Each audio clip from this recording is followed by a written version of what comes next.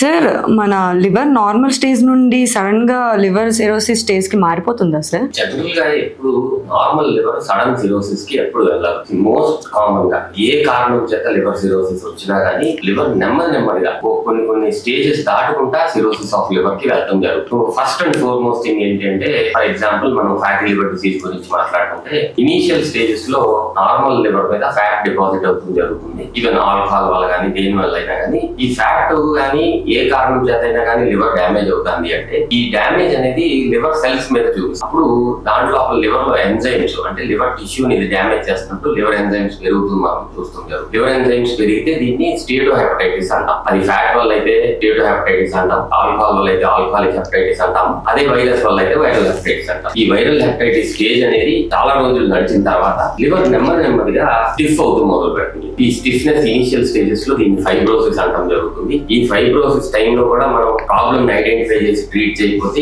ఇది over a period of time cirrhosis కి వెళ్తుంది. యావరేజ్ గా ఒక నార్మల్ లివర్ సిరోసిస్ కి వెళ్ళడానికి 10 నుంచి 15 సంవత్సరాలు, కొంతమందిలో 20 సంవత్సరాలు కూడా పట్టే అవకాశం. సో ఈ టైంలో సిమ్టమ్స్ ఏమి ఉండవు కాబట్టి ఇవన్నీ మనం మిస్ అయిపోతాం జరుగుతుంది. లివర్ ప్రాబ్లమ్స్ వస్తాయి, ఇలాంటి డ్యామేజ్ జరిగే అవకాశం ఉంటుందని తెలుసుకుంటే వెరీ ఎర్లీ స్టేజ్ లో మనం వీటిని పట్టుకుని ఈ లివర్ సిరోసిస్ రాకుండా జాగ్రత్తలు తీసుకునే అవకాశం. ఇది అందరికీ తెలియాల్సిన అవసరం.